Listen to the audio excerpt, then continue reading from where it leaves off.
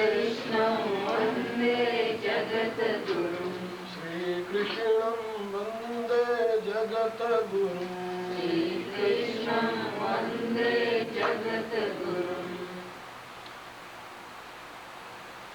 पहले 2 मिनट हम भगवान का चिंतन करेंगे। शांत होकर के नेत्र मुंह बंद करके आप लोग 2 मिनट के लिए बैठ जाए। कमर सीधी रखें, श्वास की गति संचित रूप से होती रहे।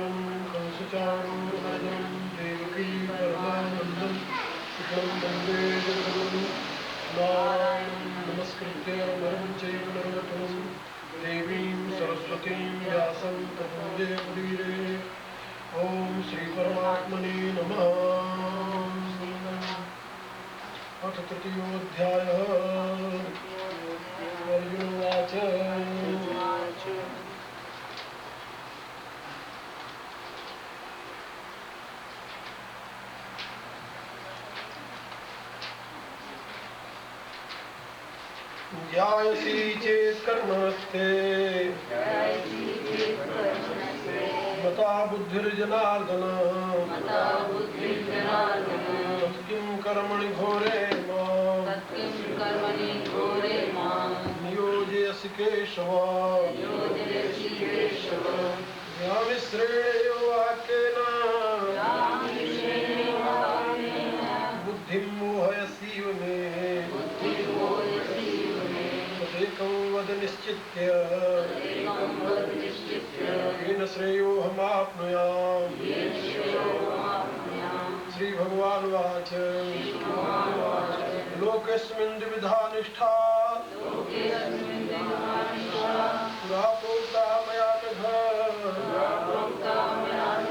ज्ञानयोगेन सांख्यानां कर्मयोगेन योगिनाम्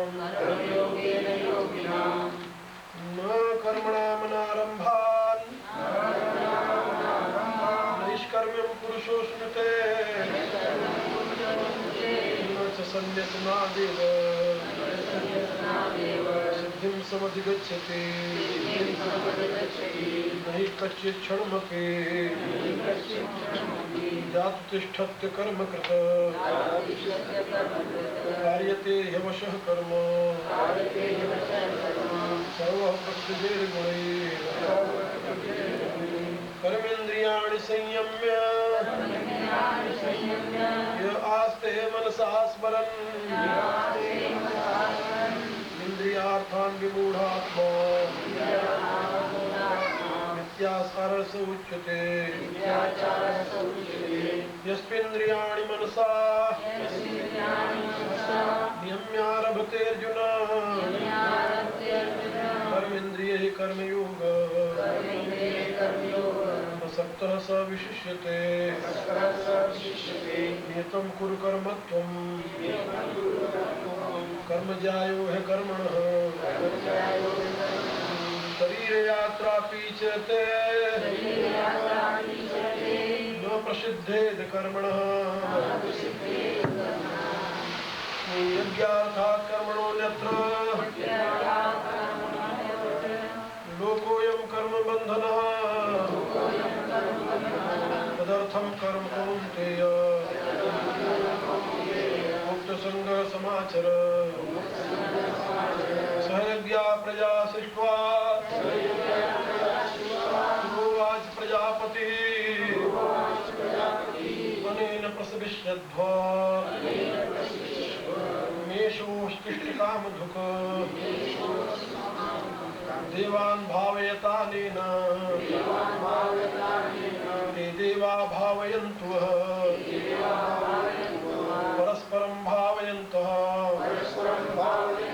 श्रेयः परमवाप्स्यथ इष्टान् भोगान् हि वो देवा दास्यन्ते यज्ञभाविताः तैर्दत्तान् प्रदायभ्यो यो भुङ्क्तेस्तेनेव सः यज्ञशिष्टाशिनः सन्तो मुच्यन्ते सर्वकिल्बिषैः भुञ्जते ते तुघं पापा ये पचन्त्यात्मकारणात् अन्नात् भवन्ति भूतानि पर्जन्यादन्न सम्भव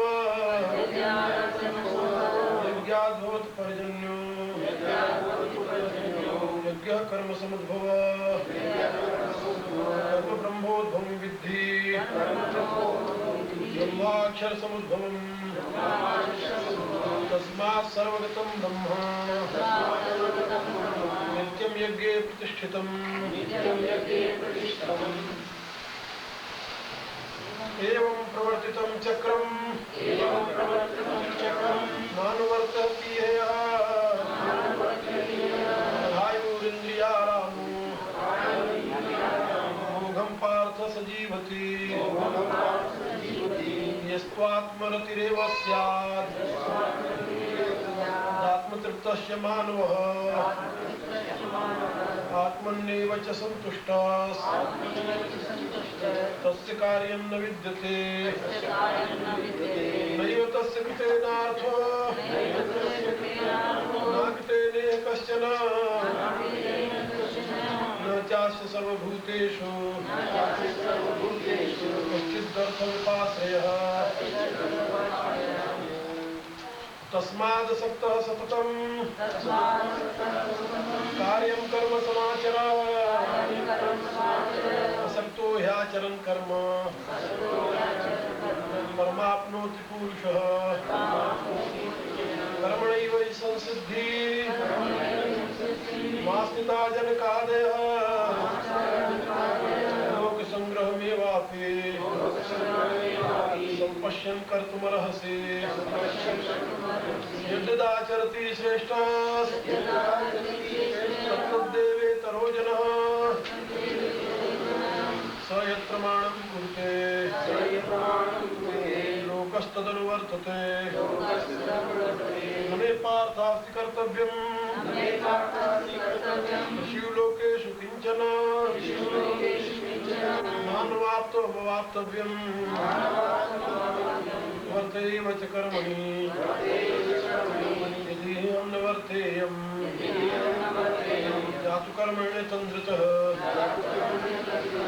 वर्तमान वर्तन्ते मनुष्याः पार्थ सर्वशः मुक्तिदेव मे लोकाः कुर्यां कर्म चेदहम् संकरस्य च कर्ता स्याः उपहन्यामि मा प्रजाः सक्ता कर्मेण विद्वांसो यथा कुर्वन्ति भारत कुर्यात् विद्वांस तथा सक्तः चिकीर्षुर्लोक संग्रहम् न बुद्धिभेदं जनेत् अज्ञानां कर्म संगिनां योषेत् सर्वकर्माणि विद्वान् युक्त समाचरम् प्रकृति क्रियमाणानि गुणैः कर्माणि सर्वशः अहंकार विमूढात्मा कर्ताहमिति मन्यते तत्त्ववित्तु महाबाहो गुणकर्म विभागयोः गुणेषु वर्तन्त मत्वा न सज्जते गुणकर्म सम्मूढा सज्जन्ते गुणकर्मसु तान् कृष्णविदो मन्दान् कृष्णविन्न विचालयेत् मयि सर्वाणि कर्माणि सन्न्यस्याध्यात्मचेतसा निराशिर्निर्ममो भूत्वा युद्धस्व विगतज्वरः हे मे मतमिदं नित्यम् मनुतिष्ठन्ति मानवाः श्रद्धावन्तो न सूयन्तो मुच्यन्ते तेऽपि कर्मभिः ये त्वेतदभ्यसूयन्तो नानुतिष्ठन्ति मे मतम् सर्वज्ञानविमूढास्तान् विद्धि नष्टान् चेतसः सदृशं चेष्टते स्वस्याः प्रकृतेर्ज्ञानवानपि प्रकृतिं यान्ति भूतानि निग्रह किं करिष्यति इन्द्रियस्येन्द्रियस्यार्थे रागद्वेषौ व्यवस्थितौ तयोर्न वशमागच्छेत् तौ ह्यस्य परिपन्थिनौ श्रेयांसु धर्मो विगुढः परधर्मात् स्वनुष्ठितात् स्वधर्मे निधनं श्रेयः परधर्मो भयावहः अर्जुन उवाच कथकेन प्रयुक्तोऽयं पापं चरति पुरुषः अनिच्छन्नपि वार्ष्णेय बलादिव नियोजितः भगवान् वाच कामयेष क्रोधेष रजोगुणसमुद्भवः महाशनो महापाप्मा विद्येनमिह वैरिणम् धूमेनाव्रियते वह्निर् यथादर्शो मलेन च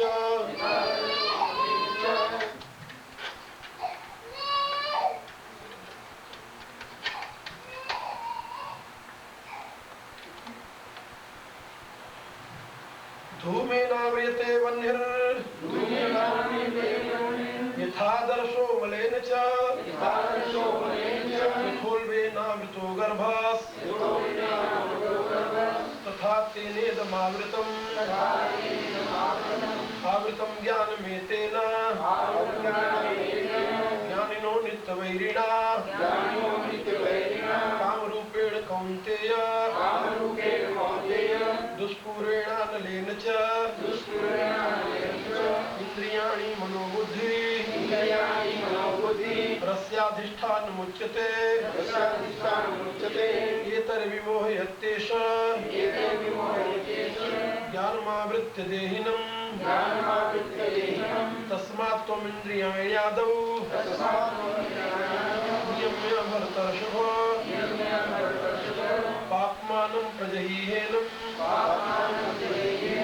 ज्ञानविज्ञाननाशनम् इंद्रियाणि पराण्याहुः इंद्रियेभ्यः परं मनः मनसस्तु परा बुद्धिर् यो बुद्धेः परसस्तु सः एवं बुद्धेः परं बुद्ध्वा संस्तभ्यात्मानमात्मना जय शत्रुं महाबाहो कामरूपं दुरासदम् ओम तत्सदिति श्रीमद्भगवद्गीता उपनिषत्सु ब्रह्मविद्यायां योगशास्त्रे श्रीकृष्णार्जुन संवादे योग कर्मयोगो नाम तृतीयोऽध्यायः। श्रीकृष्णं वन्दे जगद्गुरुं कृष्णं वन्दे जगद्गुरुं श्रीकृष्णं वन्दे जगद्गुरुं श्रीकृष्णं वन्दे जगद्गुरुं श्रीकृष्णं वन्दे जगद्गुरुं श्रीकृष्णं वन्दे जगद्गुरुं। कल आप सबको तीसरे अध्याय के तीसरे श्लोक का भाव समझा गया। अर्जुन की आशंका, प्रभु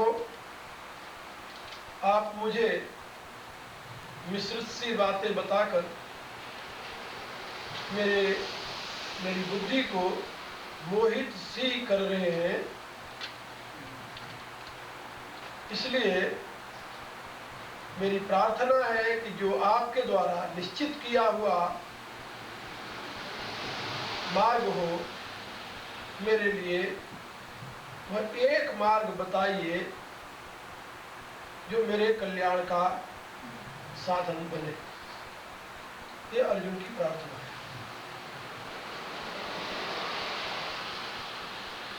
भगवान ने अर्जुन को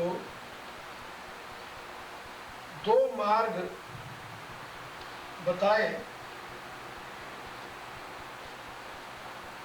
उन दोनों मार्गों में ज्ञान और कर्म,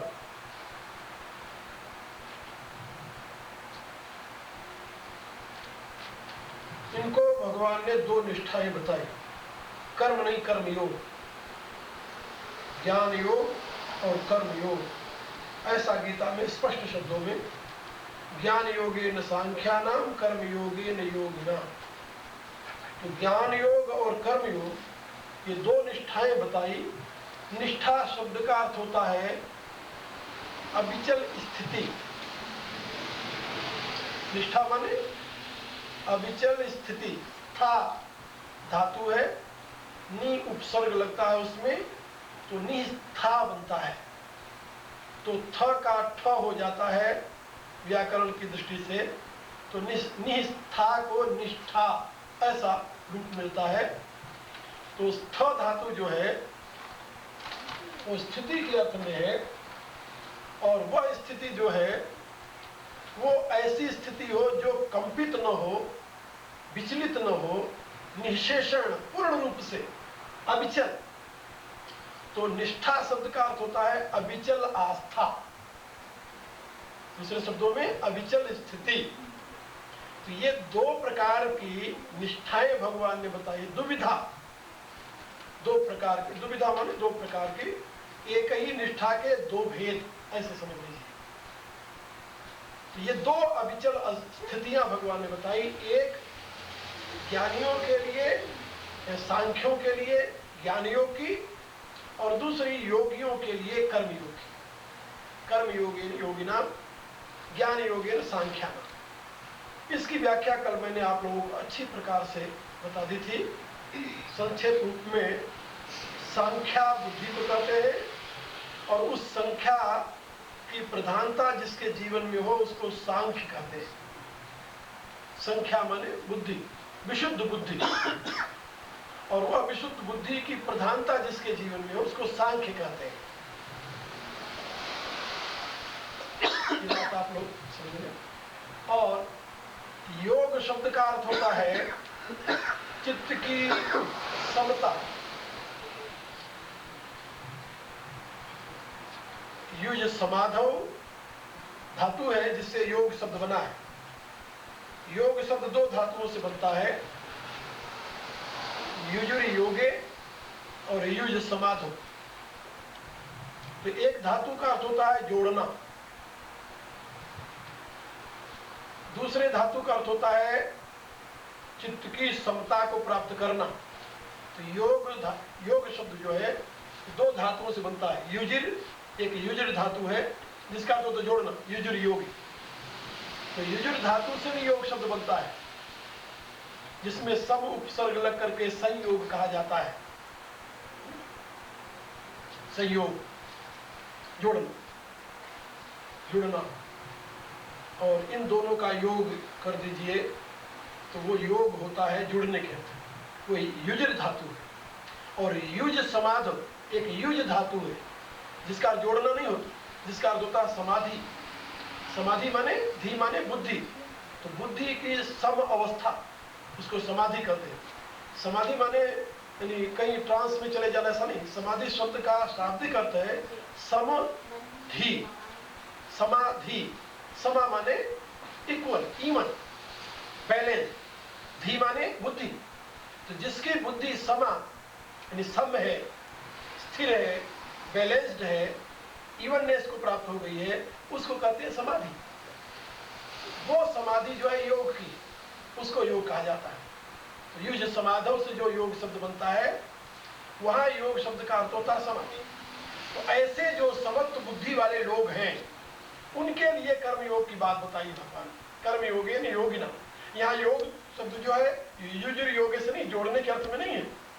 जहां भी कहीं योग शब्द आएगा पतंजलि योग में और गीता के योग में, वो वहां पर युजर धातु वाला योग नहीं है, वहां जोड़ने के अर्थ में नहीं है, यूनियन के अर्थ में नहीं है। अधिकांश लोग योग शब्द का अर्थ यूनियन के अर्थ में लेते हैं, यूनियन विद गॉड है। What is yoga? Yoga means union with God है। ये जो अर्थ करते हैं अर्थ गलत है।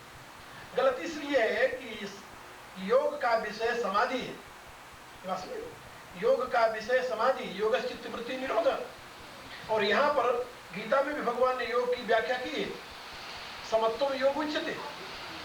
तो योग का अर्थ भगवान ने समत्व किया है। समत्व ने वही evenness, evenness of mind, balance of mind, equilibrium of mind.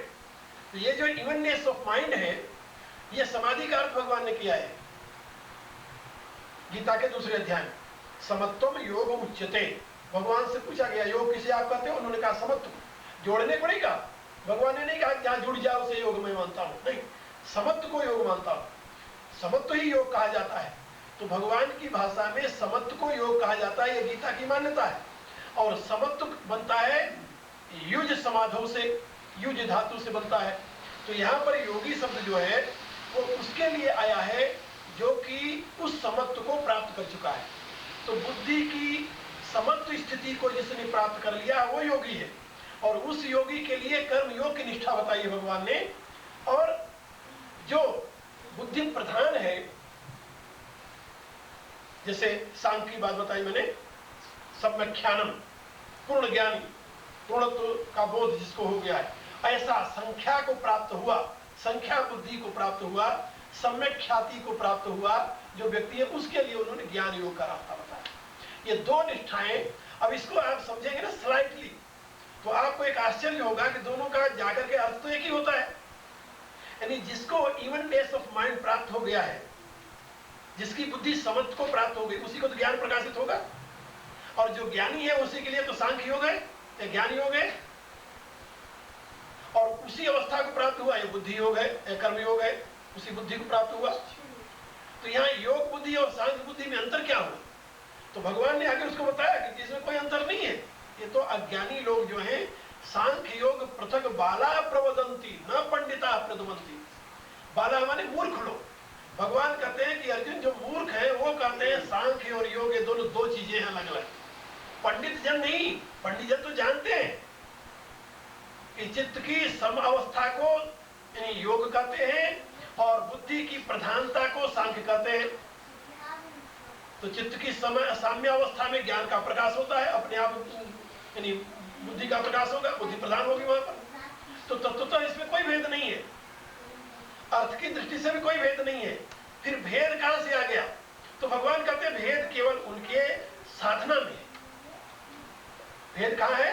उनकी साधना में है, उसके फल की अवस्था में नहीं है। यद सांख्य प्राप्त स्थानम तद्योगैरपिगम्यते।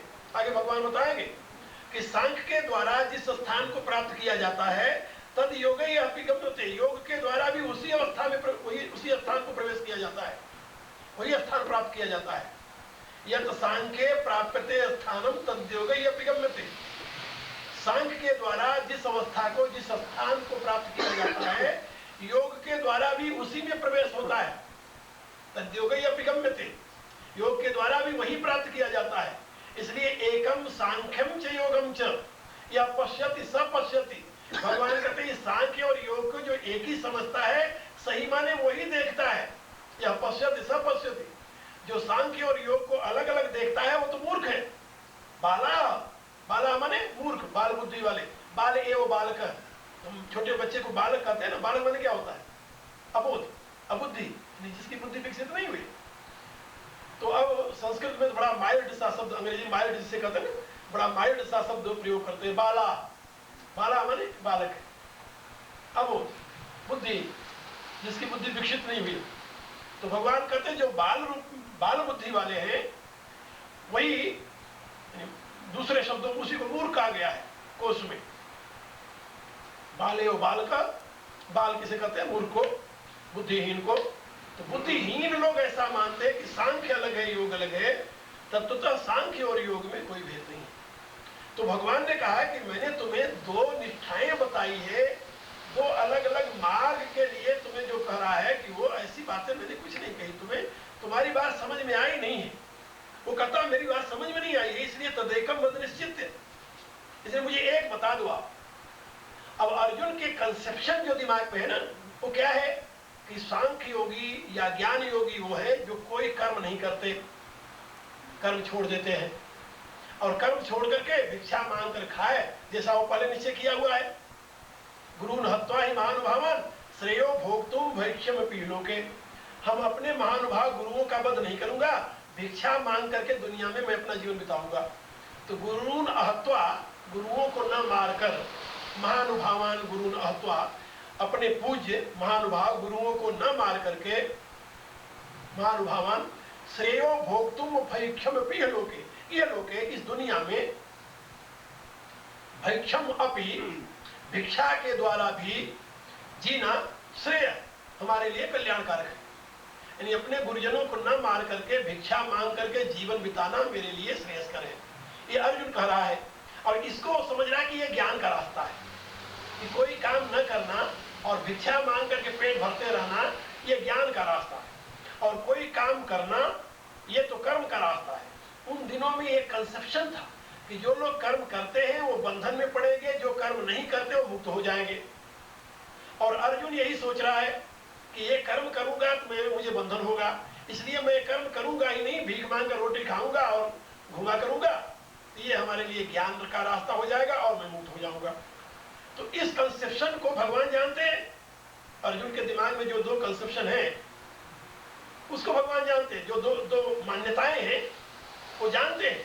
तो अर्जुन की इन मान्यताओं को समझने के नाते भगवान ने साफ शब्दों में इसको दूसरा चौथे श्लोक में कह रहे हैं कि अर्जुन, जो तू ये सोच रहा है कि कर्म न करने से निष्कर्मता की स्थिति हो जाएगी, निष्कर्मता का फल मिल जाएगा, ये तुम्हारी नासमझी है। न कर्मणा अनारंभा निष्कर्मम पुरुषः अश्नुते।